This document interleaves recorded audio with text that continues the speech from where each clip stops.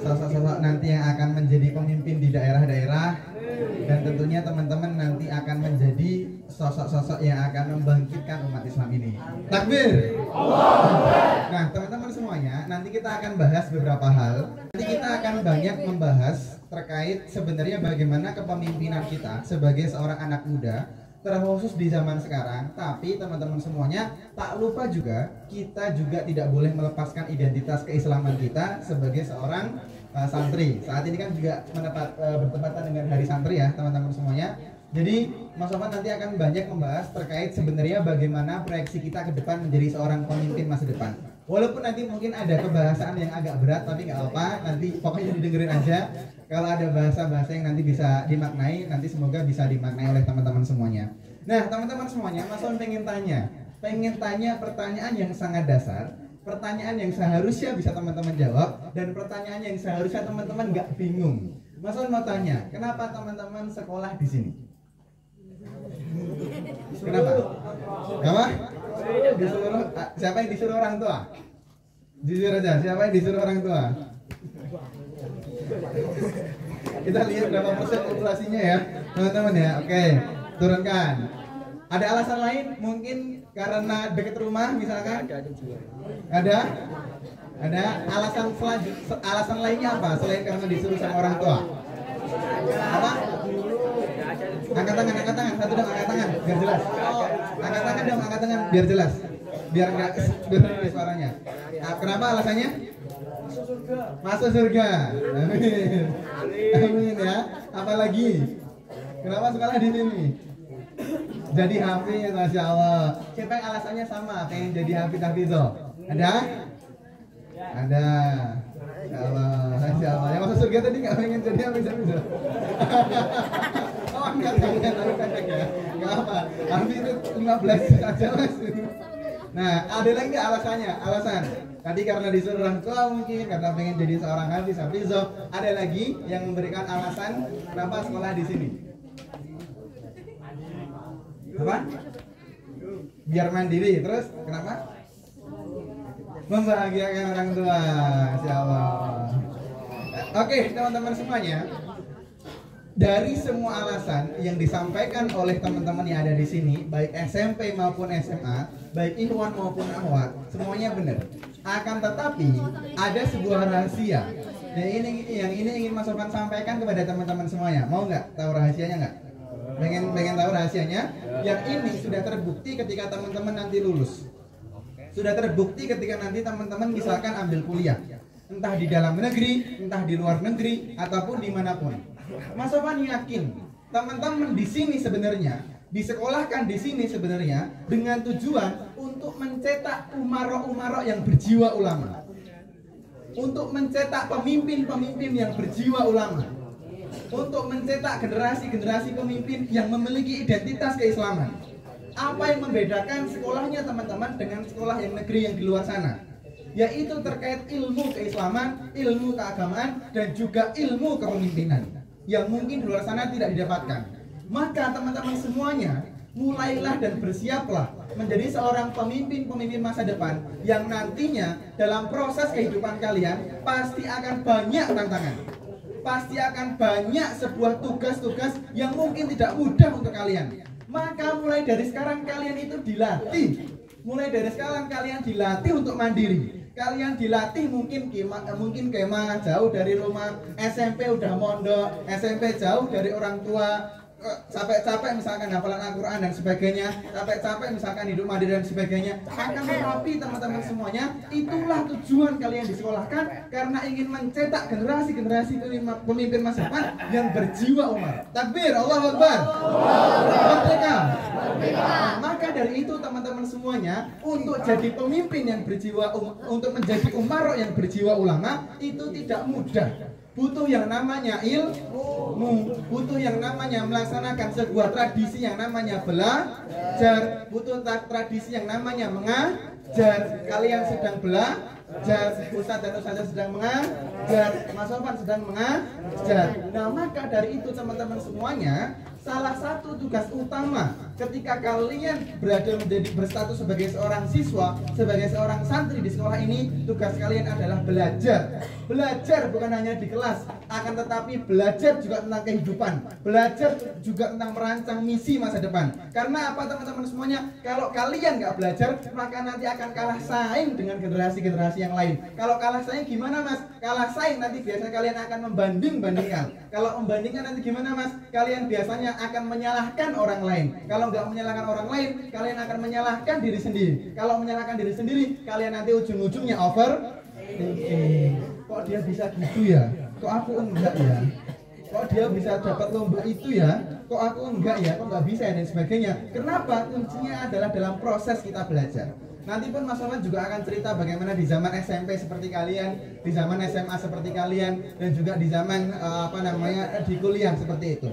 Akan tetapi teman-teman semuanya, sebelum itu Mas Wawan ingin menyampaikan sebuah materi terlebih dahulu sebelum nanti Mas Wawan akan bercerita dan kembali pada sejarahnya Mas Wawan yang sepertinya relevan dengan kehidupan kalian. Lanjut, teman-teman semuanya, kita tahu dan kita sudah paham bahwa pahlawan-pahlawan kita, entah dalam dunia kebangsaan kita, entah dalam dunia keislaman kita, semuanya itu menjadi pahlawan-pahlawan yang hebat. Contoh, sebutkan satu pahlawan nasional, siapa? Soekarno, siapa lagi? Muhammad Hatta, siapa? Imam Bonjol, siapa lagi?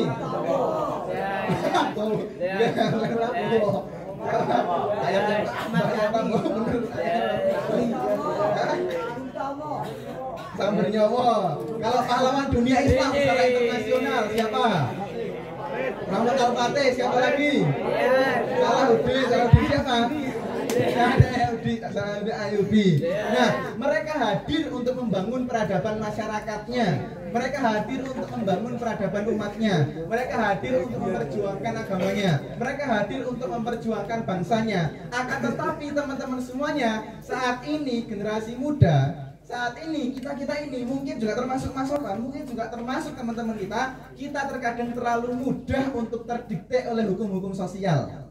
Maksudnya gimana mas? Maksudnya terkadang kita terdikte. Kita seakan-akan menjadi siswa keren kalau misalkan datang pakai motor ninja misalkan. Kita jadi seorang siswa keren lihat sekolah-sekolah lain kalau datang pakai mobil Brio misalkan. Walaupun kita misalnya cuma BMW misalnya. BMW Beat merah warnanya. Nah, ada yang motor yang Beat merah, ada yang... Nah, jadi kembali lagi teman-teman semuanya, bahwa para pendahulu kita itu memiliki orientasi sebagai seorang pahlawan. Maka yang pertama perlu teman-teman catat, perlu teman-teman garis bawahi, perlu teman-teman highlight, perlu teman-teman konsentrasikan pada hal tersebut, yaitu apa? Teman-teman menjadi seorang siswa harus memiliki visi dan orientasi. Apa itu orientasi? Apa? Komunikasi. Orientasi itu adalah tujuan dan sudut pandang kalian, hampir seperti dengan visi. Kenapa teman-teman semuanya? Misalkan contoh kita terkadang terdikte secara simpel oleh hukum sosial itu gini teman-teman. Kita sekolah nanti pengen tujuannya apa? Contoh, habis lulus sekolah ngapain? Kuliah.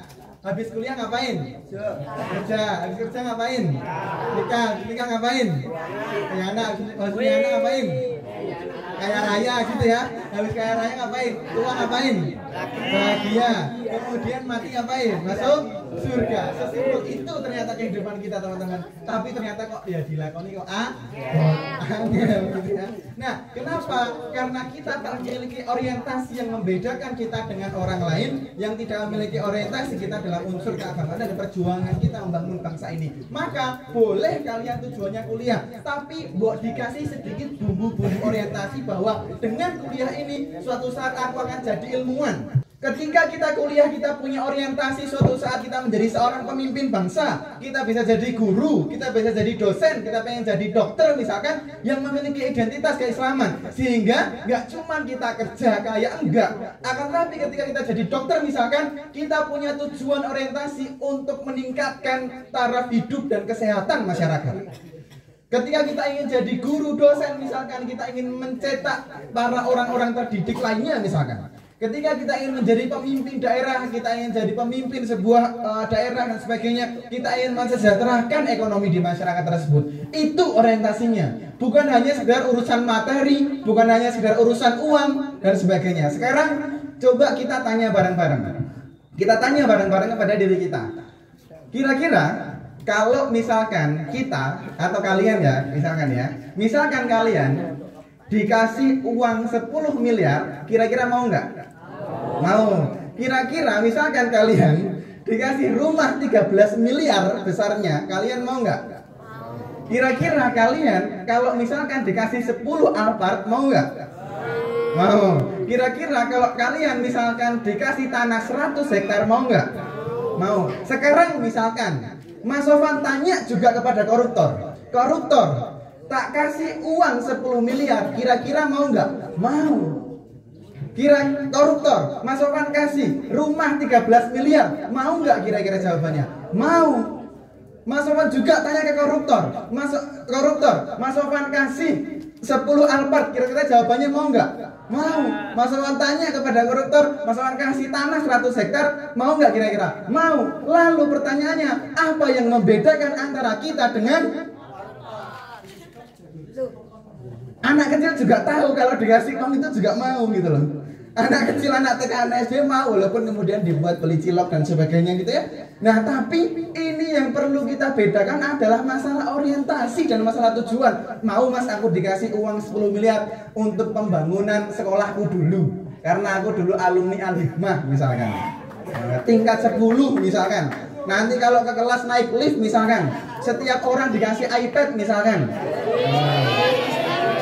buat ngaji tapi buat ngaji. Nah, misalkan kayak gitu. Nah, itulah yang membedakan orientasi ketika kita mendapatkan sebuah kenikmatan dengan yang lain. Maka orientasi kita menjadi calon pemimpin masa depan harus dan wajib dibangun dari sekarang. Catat itu, karena Mas sudah merasakan umuran seperti kalian. Kalian usianya berapa sih? Yang paling kecil berapa? 13 tahun ya? 12 ada nggak? 12 tahun? Ada? 12 tahun ada ya? Iya. Yang paling besar SMA umur berapa? 19 ya? Nah, Mas Wan usianya 23. Jadi selisih dengan SMP selisih 10 tahun, dengan SMA sekitar selisih 5 tahun.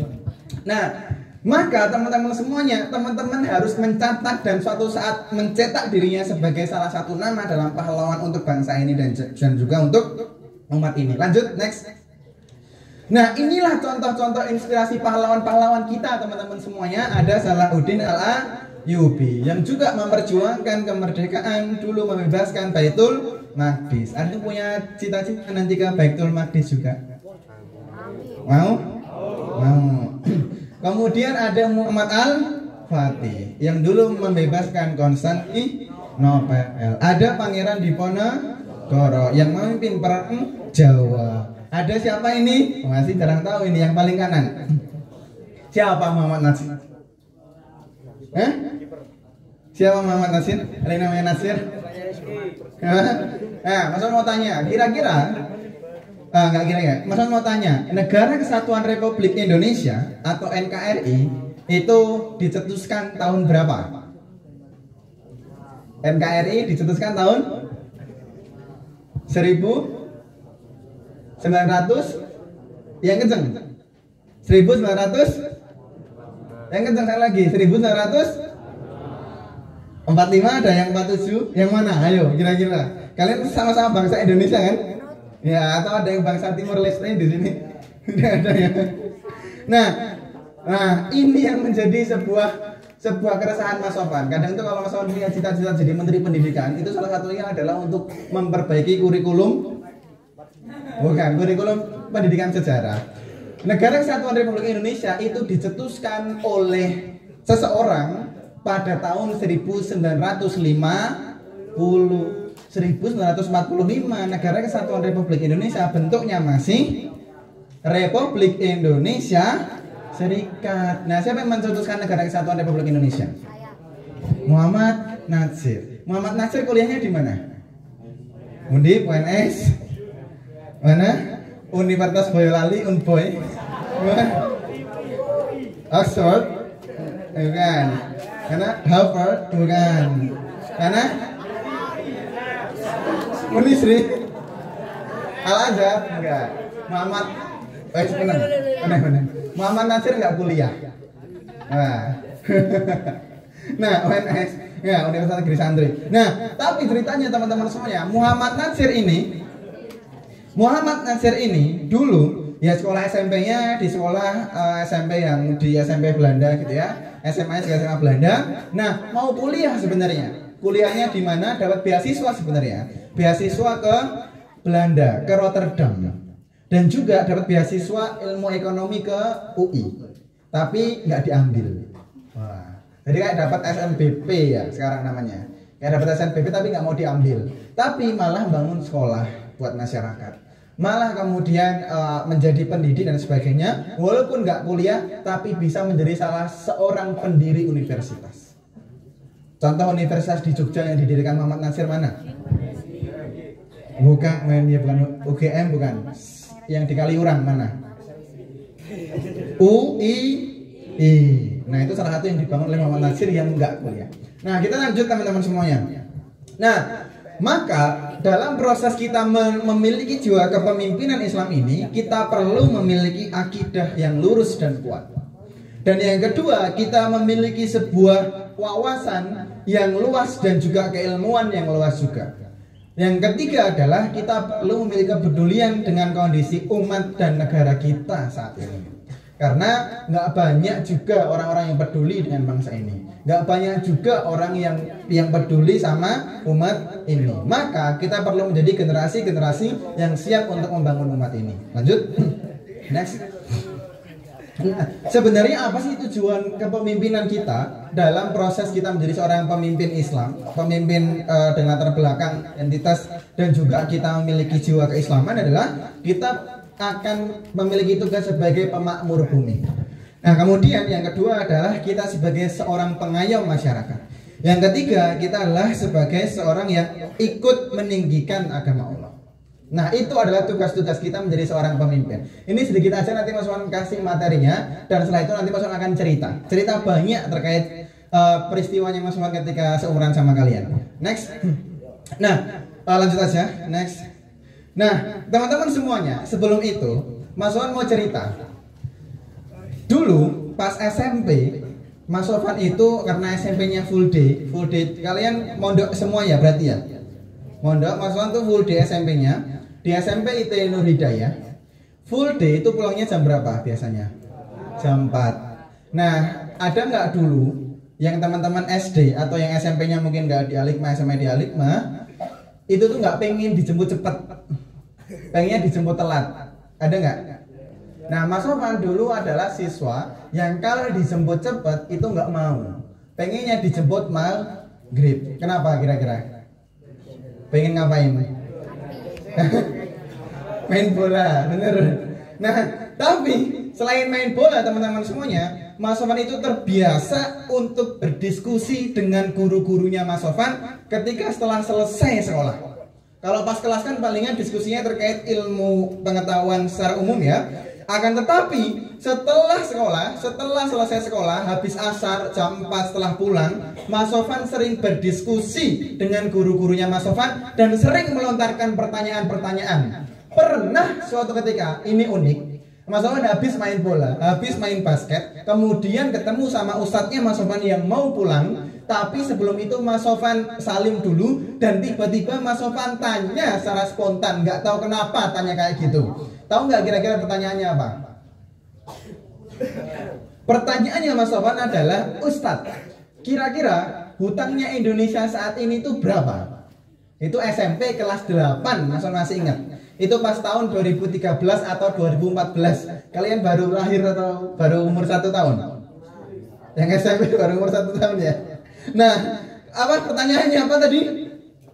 Apa? Berapa hutangnya Indonesia? Itu seusia Mas Sofan SMP kelas 7, kelas 8, Mas Sofan lupa. Nah, kemudian jawabannya ustadznya Mas Sofan kira-kira gimana? Dan kira-kira hutang Indonesia pada saat itu berapa? Oke. Nah, kemudian ustadznya Mas Sofan menjawab, "Van, hutangnya Indonesia adalah 3.000 triliun. Mas Sofwan kaget. Lah kenapa Mas kaget? Lah Mas Sofwan kira karena saking polosnya, Mas Sofwan kira di dalam dunia ini uang itu cuman mentok-mentoknya sampai 1 triliun. Nah, tapi ternyata ada juga uang yang sampai 3.000 triliun. Mas Sofwan langsung kaget dan langsung ngelamun. Langsung kepikiran terus. Jalan pulang dijemput sama kakak naik motor, Mas Sofwan nggak pakai sepatu. Mas Sofwan tenteng aja sambil naik motor, sambil ngelamun di jalan. Pernah teman-teman ngelamun di jalan sambil ngelihat garis putus-putus perbatasan antara pernah kan? Ini ngelamun lihat garis putus-putus, gitu kan? Nah, sama Mas Sofwan kayak gitu dulu juga ngelamun, tapi ngelamunnya gara-gara mikirin hutangnya Indonesia. Kemudian sampai rumah teman-teman semuanya, pernah nggak kalian gara-gara banyak pikiran kemudian jatuh sakit? Pernah? Belum pernah? Mas Sofwan dulu gara-gara mikirin hutangnya Indonesia, akhirnya jatuh sakit. Sakitnya sakit panas ya, panas demam. Pernah teman-teman sakit panas, sakit demam pernah? Pernah nggak mimpi pas demam dan pas sakit panas? Pernah? Kayak jatuh dari mana, atau jadi besar, atau jadi kecil, terus pokoknya menakutkan ya mimpinya ya. Walaupun sebenarnya nggak menakutkan, nggak horor, tapi rasa-rasanya aneh mimpinya, betul nggak? Tuh. Nah, pernah nggak teman-teman? Nah, kemudian keesokan harinya, Mas Sofwan masih sakit demam, masih sakit panas. Pernah nggak teman-teman sakit demam kemudian ngelindur?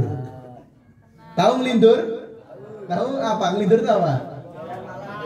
Ngigau ya. Pernah nggak teman-teman ngelindur? Ngelindurnya ngapain? Apa?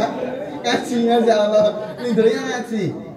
Nah, ngelindurnya Mas Sofwan pada saat itu teman-teman semuanya, di hari setelahnya, di siang harinya, di pagi harinya Mas Sofwan izin sekolah karena masih sakit demam. Pas SMP kelas 8 ngelindur gara-gara mikirin hutangnya Indonesia. Ngelindurnya gimana? Ngelindurnya pidato dan orasi teriak-teriak di rumah. Sampai tetangganya Mas Sofwan semuanya datang ke rumah dan tanya, ada apa ini? Sofwan kenapa ini? Sofwan kenapa? Kemudian dijawab, Sofwan ngelindur. Kenapa kok ngelindur? Karena sakit. Sakit apa? Sakit demam. Kenapa sakit demam? Gara-gara mikirin hutangnya Indonesia. Padahal nggak punya hutang diri sendiri, gitu ya Mas. Nah, kemudian alhamdulillahnya 2 hari itu kemudian sembuh. Kalau sembuh kemudian balik ke sekolah lagi. Nah, pas sekolah teman-teman semuanya, episodenya belum selesai nih. Nah, pas masuk sekolah, kalian kalau sekolah pakai peci nggak biasanya? Pakai peci. Nah, Mas Sofwan setelah selesai siang sholat zuhur dari sekolah ke masjid jalan gitu ya. Pakai sandal, jalan, mau ambil peci di sini, mau ditaruh di kepala habis wudhu, mau jalan ke masjid, masih ingat Bang Masan, masih ingat detailnya. Mau ditaruh di kepala, belum sampai, masih mau sampai ditaruh di kepala, tiba-tiba ada suara dari langit. Beneran, semacam ada bisikan pokoknya, nggak tahu dari langit, dari tanah, dari samping, dari kanan, pokoknya ada bisikan. Ada bisikan dari hati atau dari langit, yang jelas bukan wangsit, ya. Ada bisikan yang pas mau pakai peci gini. Jadi masalah langkahnya itu terhenti sejenak dan mau pakai peci terhenti sejenak. Apa kira-kira suaranya? Suaranya adalah sebuah pesan. Pesannya apa kira-kira? Pesannya adalah, Sofwan, kamu harus ngurusin bangsa ini. Nah, kemudian langsung spontan, langsung ditancapkan peci itu ke kepala dan juga siap, nggih Gusti Allah, langsung jalan ke masjid. Nah, mulai dari situ, yang sebelumnya Mas Sofwan cuma sukanya siswa yang bola aja, kemudian dari situ jadi siswa yang paling sering baca buku. Padahal dulu Mas Sofwan, kalau lihat anak SMP atau anak SMA yang baca buku, laki-laki yang baca buku, Mas Sofwan tuh nggak suka. Kenapa? Cupu. Nah, laki-laki harusnya main bola, main basket tuh ya. Tapi gara-gara pesan itu, akhirnya Mas Sofwan punya amanah untuk ngurusin Indonesia. Nah, kemudian dari situ akhirnya Mas Sofwan belajar kepemimpinan dari pramuka, dulu jadi pratama, dulu jadi danton. Mas, kenapa ditunjuk jadi danton? Karena dulu kayaknya yang pendek sendiri. Nah, yang tinggi-tinggi kan jadi penjuru biasanya. Nah, kemudian teman-teman semuanya, setelah lulus SMP gitu ya, setelah lulus SMP itu kan ada liburan. Biasanya liburan teman-teman ngapain? Apa? Pulang terus ke rumah ngapain? Main Mobile Legends terus ngapain? Mobile Legends gitu ya. Mas Sofwan dulu juga main. Pas liburan SMP ke SMA itu mainnya kemana Mas? Ke Gramedia. Nah, ke Gramedia beli apa Mas? Itu pas belum masuk SMA, pas juga belum keterima SMA. Masuk ke Gramedia, beli buku apa? Olimpiade Ekonomi SMA tingkat nasional. Kenapa ekonomi Mas? Gara-gara tadi pas SMP mikirin hutangnya Indonesia. Belum masuk SMA, belum diterima di SMA, Mas Sofwan beli buku Olimpiade Ekonomi tingkat SMA tingkat nasional. Kenapa? Prinsipnya Mas Sofwan adalah ketika kita memulai sesuatu lebih awal, biasanya kita juga akan mencapai finish lebih awal juga. Maka teman-teman juga perlu persiapkan apa yang perlu dipersiapkan dari sekarang. Nah akhirnya ketika Mas Sofwan masuk SMA, 3 bulan pertama kelas 10 semester 1, Mas Sofwan langsung ditunjuk sama ustazahnya Mas Sofwan, ustaz dan ustazah Mas Sofwan untuk ikut Olimpiade Ekonomi tingkat nasional. Kelas 10, ada yang kelas 10? Sini. Kelas 10 kalian berapa bulan baru masuk kelas 10? 2 bulan, 3 bulan, betul? Nah, seumuran kalian, Mas Sofwan dipilih dan ditunjuk untuk ikut dalam lomba Olimpiade Ekonomi tingkat nasional. Dapat juara nggak kira-kira? Alhamdulillah dapat juara 3. Musuhnya kelas 11, kelas 12. Dari SMA rata-rata SMA Kristen, teman-teman. Beneran SMA Penabur, Surabaya dan sebagainya kayak gitu. Nah, tapi Mas Sofwan gara-gara hanya dengan modal keresahan karena mikirin hutangnya Indonesia, kemudian juara ekonomi tingkat nasional. Nah, nggak sampai di situ teman-teman semuanya. Kelas 11 biasanya itu ngurusin organisasi, betul? Betul. Nah, ketika kelas 11, Mas Sofwan teman-teman sudah menebak. Karena pas SMP-nya di Pramuka, pasti di SMA-nya pengen ikut namanya Dewan Ambalan. Tapi Mas Sofwan nggak dibolehin sama ustadznya Mas Sofwan. Lah kenapa Mas? Nggak tahu juga. Nah, Mas Sofwan dari dulu tuh punya prinsip selalu ingin menghargai dan menghormati dan punya adab dengan ustadz dan ustazah. Karena itu barokahnya ilmu itu di situ. Kemudahan ilmu itu di situ. Nah akhirnya kelas 11 Mas Sofwan pengen daftar Dewan Ambalan nggak boleh. Akhirnya bolehnya apa? Daftar OSIS. Akhirnya daftar jadi ketua OSIS. Nah kemudian ketika pemilihan ketua OSIS ada 3 calon dan kemudian udah dipungut suaranya voting. Calon pertama dapat sekitar 290 suara. Calon kedua dapat sekitar 80 suara. Dan calon ketiga itu Mas Sofwan dapat 799 suara. Nah jadi selisihnya sangat jauh sekali. Kenapa Mas kok bisa Mas? Mas Sofwan nggak tahu juga. Tapi rasa-rasanya karena Mas Sofwan dulu sudah memikirkan terkait yang namanya identitas diri dan juga jati diri. Sehingga Mas Sofwan pas kelas 11 itu pengen punya identitas diri dan jati diri dan punya self image seperti Soekarno. Tahu Soekarno ya? Nah, contohnya gimana Mas? Contohnya, dulu asrama ke sekolah Mas Sofwan itu sekitar 1 kilo. Nah, berarti kalau berangkat naik sepeda. Nah, Mas Sofwan mau beli sepeda, ditanyain sama orang tua, mau beli apa? Polygon, Unicycle, United? Enggak, aku mau beli Pit Kebo aja. Tahu Pit Kebo? Sepeda jadul yang biasanya dipakai buat mbah-mbah di sawah. Mas Sofwan beli itu buat berangkat sekolah. Nah kemudian kalau hari Jumat itu biasanya pakainya seragam bebas. Mas Sofwan sering pakai baju batik dan juga celana hitam dan juga sepatu PDH. Dan juga pakai peci yang pecinya ditambah pin Garuda di atasnya. Biar kayak siapa? Kayak Soekarno. Ditambah lagi biasanya Soekarno di foto-foto itu pakai tongkat komando. Akhirnya Mas Sofwan nyari-nyari tongkat komando. Akhirnya dapat. Apa tongkat komandonya? Besi material di asrama. Mas Sofwan pakai. Jadi berangkat sekolah itu pakai Pit Kebo, pakai tas, pakai baju batik, pakai celana hitam, sepatu hitam, pakai peci ada pin Garudanya, sama pakai tongkat komando. Nah, kemudian di sekolah seperti itu terus. Nah, akhirnya dari situ terpilih jadi ketua OSIS. Kelas 11, Mas Sofwan masih ngurusin Olimpiade Ekonomi tingkat nasional, masih ngurusin akademik di sekolah, masih ngurusin urusan tahfidz karena Mas Sofwan di asrama tahfidz, kemudian masih ngurusin jadi ketua OSIS. Tapi ternyata nggak sampai di situ teman-teman proses belajarnya. Mas Sofwan dikirim ke Semarang, ikut acara yang namanya Jawa Tengah Leadership Project. Yang isinya apa Mas? Isinya adalah 100 ketua OSIS, 100 pengurus OSIS terbaik se-Jawa Tengah. Nah, isinya sekolahnya mana aja Mas? Sekolah-sekolah negeri semua teman-teman. Yang IT itu cuma Nur Hidayah. Yang sekolah Islam swasta cuma Nur Hidayah. Ada yang Islam tapi MAN. Yang sekolah Islam swasta cuma Nur Hidayah. Nah, akhirnya di situ Mas Sofwan ikut kegiatan dan ternyata di akhir-akhir itu ada proses pemilihan ketua umum Forum OSIS Jawa Tengah. Kira-kira Mas Sofwan pengen apa enggak jadi ketua umum Forum OSIS Jawa Tengah? Enggak pengen. Nah, kenapa nggak pengen? Mas Sofwan, kenapa? Karena udah jadi ketua OSIS di sekolah, karena harus ngurusin Olimpiade Ekonomi tingkat nasional, karena harus nambah ziyadah dan murojaah tahfidz, kemudian harus jaga akademik, plus di asrama nggak boleh bawa HP, nggak boleh keluar asrama tanpa izin. Lalu gimana kalau jadi ketua umum Forum OSIS Jawa Tengah, ngurusin OSIS se-Jawa Tengah? Tapi ternyata teman-temannya Mas Sofwan memaksa Mas Sofwan maju.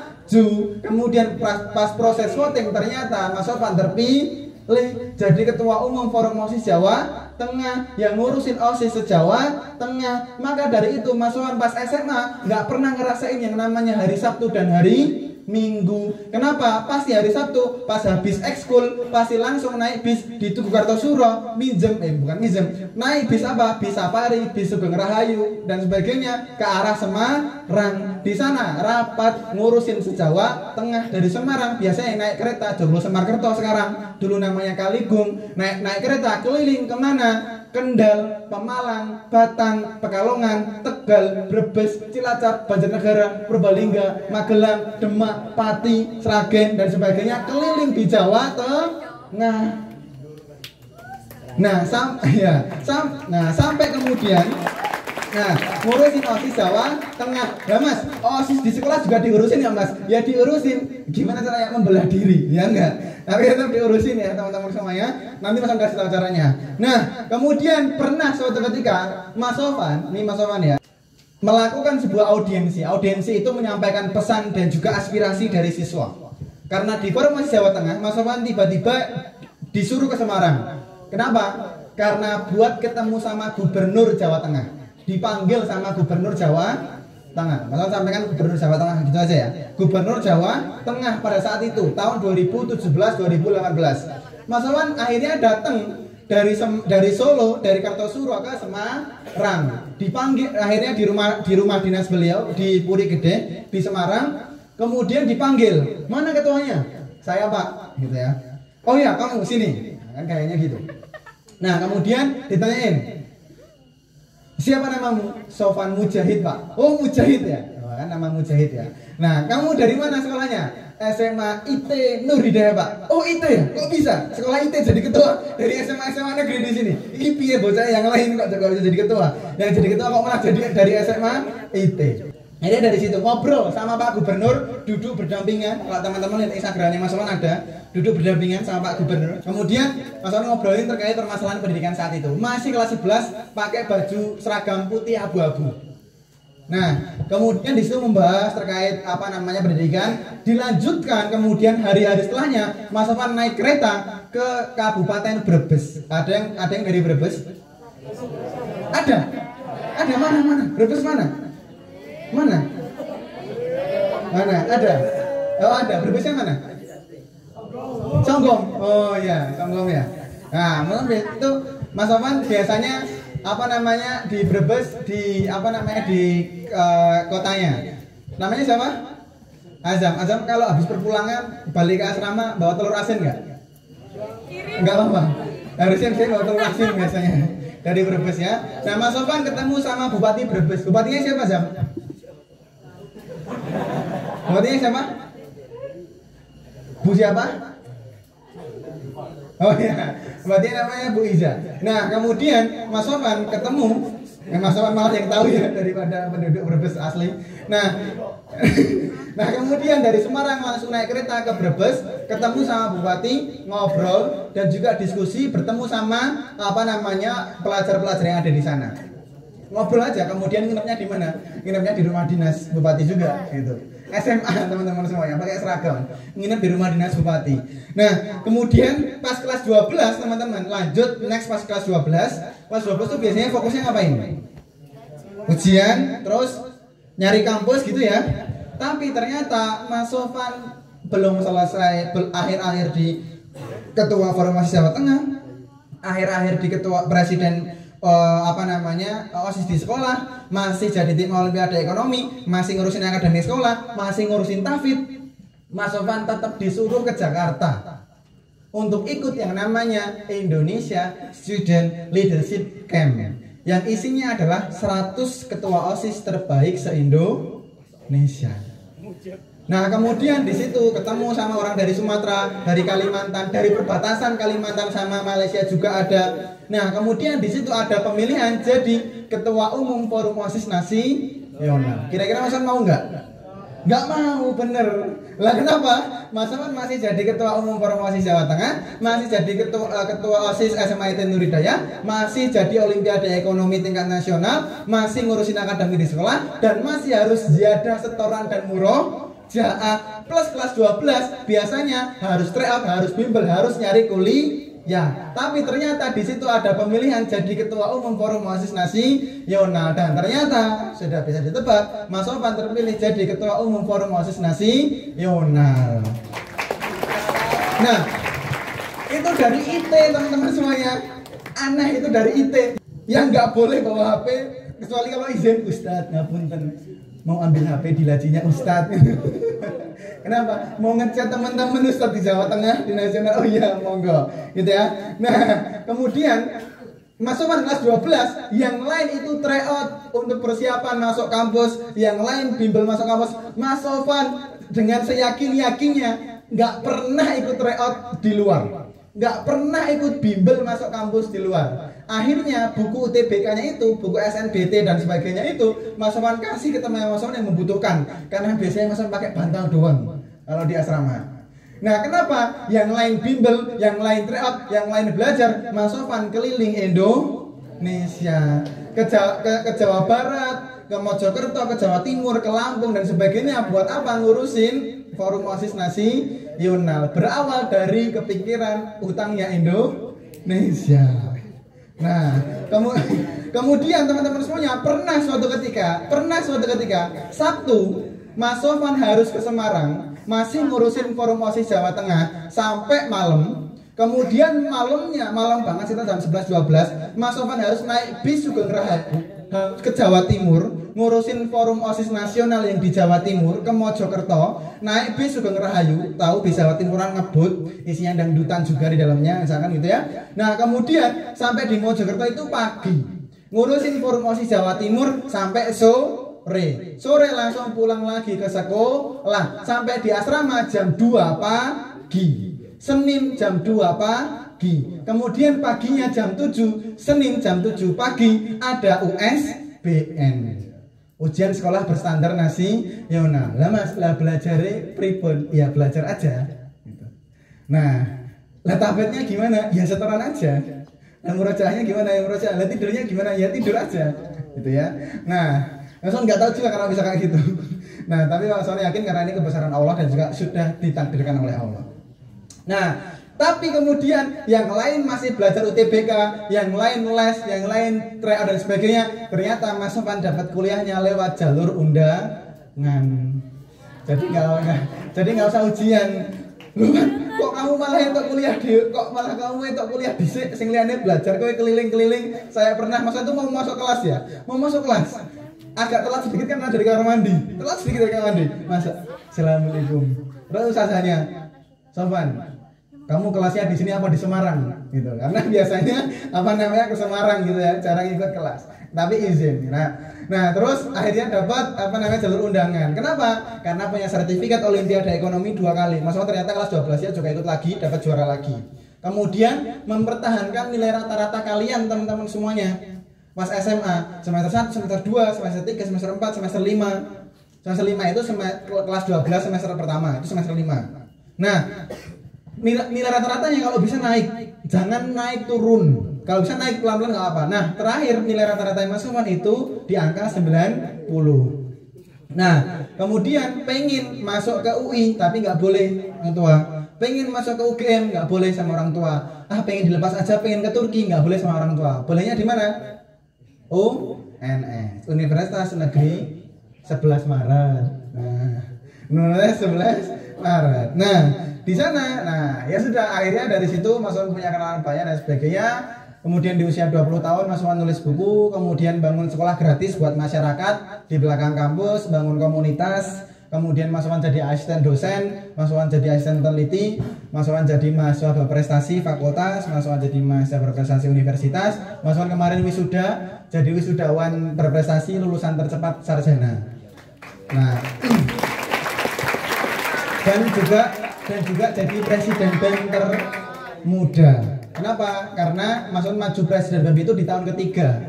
Musuhnya Mas Wan itu di tahun keempat. Dan biasanya presiden BEM itu baru maju kalau udah di tahun keempat atau semester 8. Tapi Mas Wan semester berapa itu berarti? Semester 6 itu maju. Tapi setelah setelah jadi presiden BEM 2 hari setelahnya Mas Wan langsung sidang kelulusan. Mas Wan itu kuliahnya 3 tahun 4 bulan, tapi rasa-rasanya nggak kayak kuliah. Kenapa Mas? Karena Mas Wan, teman-teman tahu KKN mahasiswa tahu, magang mahasiswa tahu, skripsi mahasiswa tahu. Mas Wan itu kuliah itu nggak KKN. Mas Wan kuliah nggak magang. Mas Wan kuliah nggak skripsi. Jadi lulusnya nggak pakai skripsi. Lo kok penak man Mas? Lah, dulu nggak buatan ngertos niki pun takdir Gusti Allah. Nah, iya harus gitu, kata Gus Ba harus kayak gitu Mas Wan. Masuk Nah, paham ya teman-teman semuanya?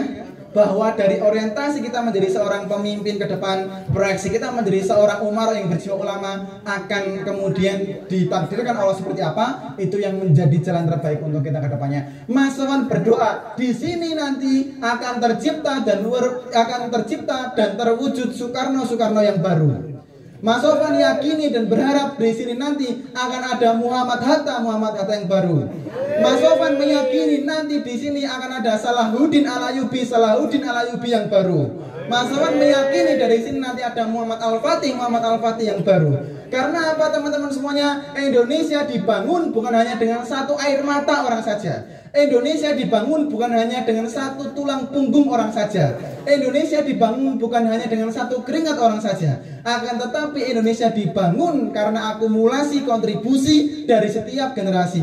Maka dari itu teman-teman semuanya, intinya menjadi siswa keren adalah sebuah pilihan. Akan tetapi menjadi siswa yang bermanfaat adalah sebuah keharusan. Tetap semangat teman-teman semuanya, semangat menebar kebaikan. Terima kasih. Wassalamualaikum warahmatullahi wabarakatuh.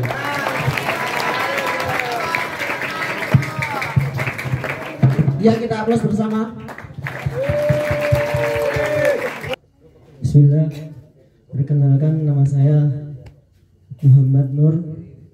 Izin bertanya, ini terkait saya selama pendidikan 9 tambah 2,5 tahun ini. Bagaimana sikap kakak ketika kita menjadi seorang pemimpin atau menjadi ibarat ketua OSIS saja? Kita ini dianggap cari muka atau gimana ya, pansos lah itu. Ya, bagaimana kakak menanggapi tersebut ketika ada salah seorang teman kita yang menindas kita seperti itu? Ya, cukup sekian, terima kasih. Jadi saya mau tanya, dari beberapa yang kakak ceritakan nih, Kak Sofan keceritakan, saya pernah membaca buku karya Dr. Syaimah Syukri, alumni UNS, ya kan, dengan berjudul Nota Kontan untuk Tuhan. Artinya ada nota kontan yang dibayar untuk kita mendapatkan apa yang kita saat ini capai sampai di titik ini. Nah, nota kontan apa yang kakak lakukan, yang kakak jaminkan kepada Allah, yang kakak bayarkan kepada Allah sampai panjenengan mendapat nota itu sampai mengantarkan di titik panjenengan yang sekarang ini? Ngoten. Mungkin itu 2 pertanyaan, monggo dipersilakan untuk menjawab. Matur suwun. Siap, terima kasih. Ini juga banyak. Nah. Tadi namanya siapa? Siapa namanya? Nur. Ketua OSIS? Atau mau nyalon ketua OSIS? OSIS. Oh, udah kelas 12. Nah. Pertama gini, teman-teman. Osan mau cerita sedikit aja. Mau cerita. Nanti silakan diambil hikmahnya. Ada seorang sufi, tahu sufi nggak? Tahu ya. Sufinya ini tapi sufi yang mazhabnya mazhab jenaka. Jadi ilmunya itu ilmu kebijaksanaan tapi yang agak lucu. Jadi gini, dulu sufi namanya Nasruddin Hoja, kalau teman-teman tahu. Jadi seorang sufi itu bersama anaknya membawa keledai itu datang ke desa-desa. Nah, pertama di desa pertama seorang sufi itu dan anaknya dua-duanya menaiki keledai.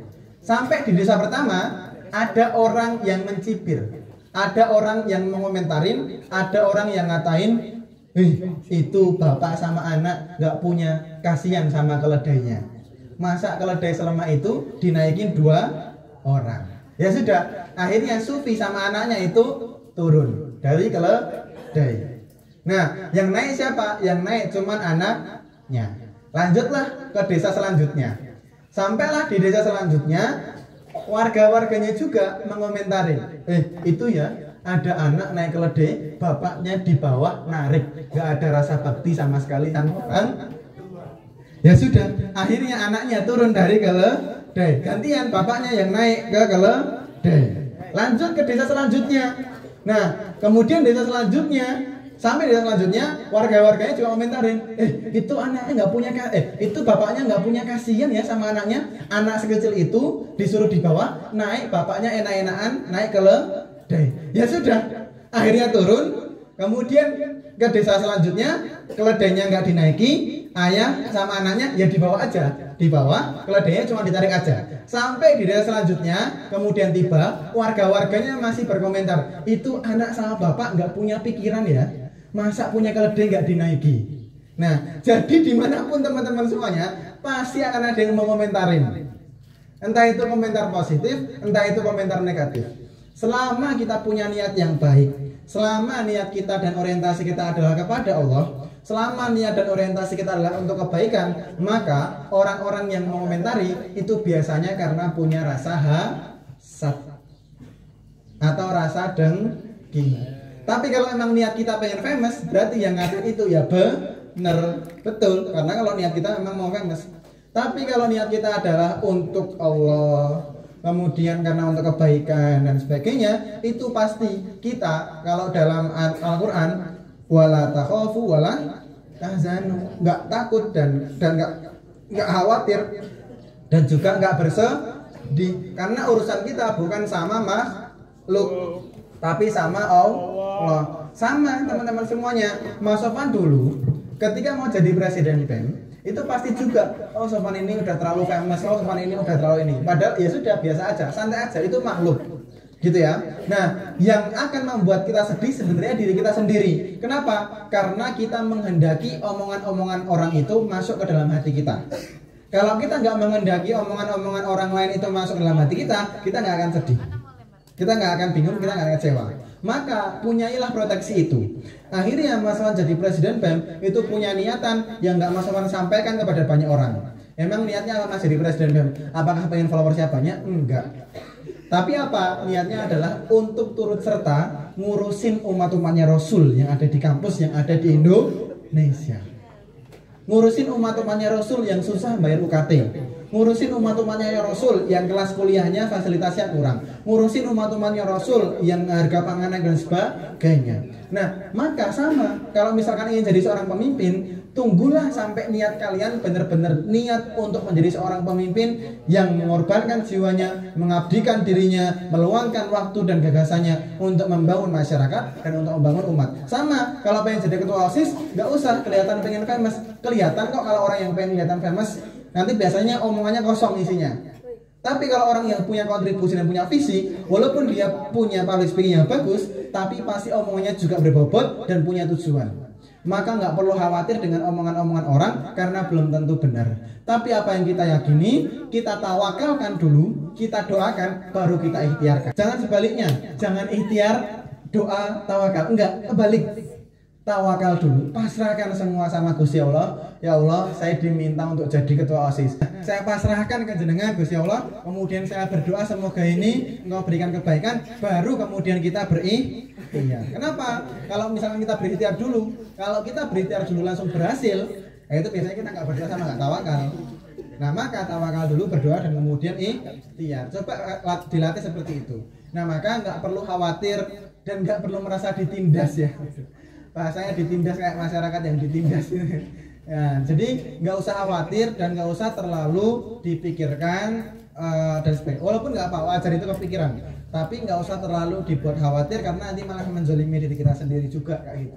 Dan kita memang tidak bisa mengendalikan pikiran orang lain. Yang kita bisa kita kendalikan adalah pikiran kita, tentunya atas kehendak Allah. Nah maka nggak usah khawatir, nggak usah bingung, nggak usah takut nanti seperti apa. Nanti di kampus nggak kayak gitu kok.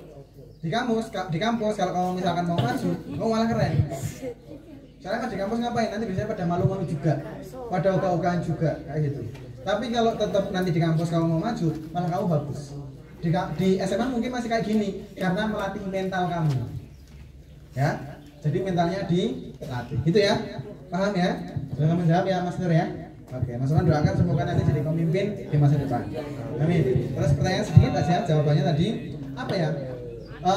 Sebenarnya Mas Nur sudah sampaikan tadi, Mas Sofwan itu dalam setiap keseharian. Kayak gini nih misalkan contohnya, Mas Sofwan di mobil tadi perjalanan, ya Gusti Allah, saya niatkan di sini ketemu sama siswa-siswa yang juga termasuk umat-umatnya Rasulullah. Saya pengen turut serta merawat umat-umatnya Rasul. Saya pun juga umat-umatnya Rasul. Supaya apa? Nanti ketika di akhirat dapat syafaat, Mas Sofwan dapat selempang sebagai pengurus dan perawat umat-umatnya Rasul. Bayangin salim sama Rasulullah. Bayangin ketemu sama Rasulullah. Ketemu sama pejabat itu gampang, santai aja dan gak ada rasanya. Tapi bayangin kalau ketemu sama Rasulullah, itu luar biasa. Nah jadi sebenarnya itu salah satunya niat yang selalu ingin Mas Sofwan sampaikan terkait Mas Sofwan ingin berkorban untuk ngurusin umat-umatnya Rasul. Seperti itu, terima kasih Mas Moderator dan juga Mas Nur. Ya, terima kasih atas yang disampaikan.